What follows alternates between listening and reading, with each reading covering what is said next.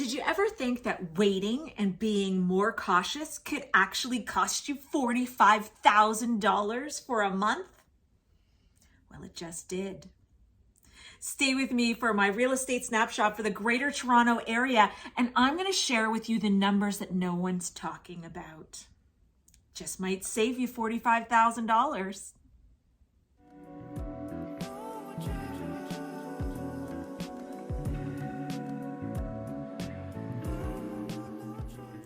This is Nicole Forrester, real estate broker with eXp. Thanks so much for joining me here today. Really appreciate it if you give me a like and subscribe for everything real estate in the GTA.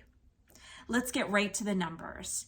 Okay, now for the Greater Toronto Area, in our most recent results from April, the average price of a home was actually down 7.8% to $1,153,000. Sales were also down year over year by 5.2%. New listings were also down 38.3%. These are the numbers that everyone's talking about.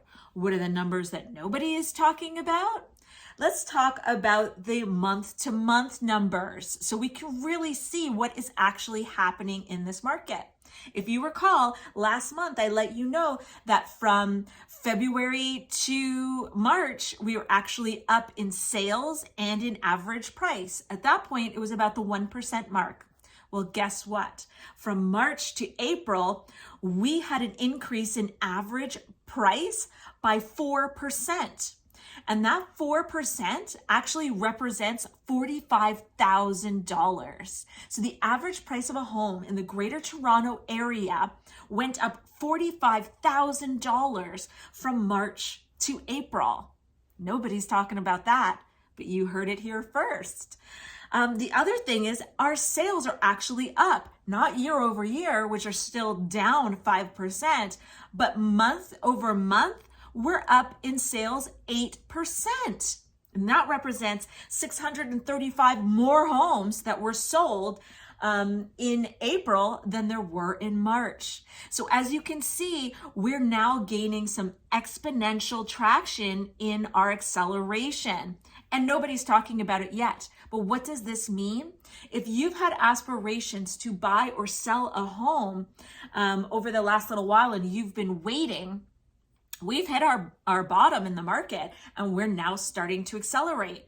And you know, that may not mean a lot if you were buying and selling in a market, but let me tell you where it catches people. When we have average prices over $1 million and you need to have 20% down over $1 million because you can't get an insured mortgage, which is the ratio between 5 and just under 20% for down payment, it makes a big difference.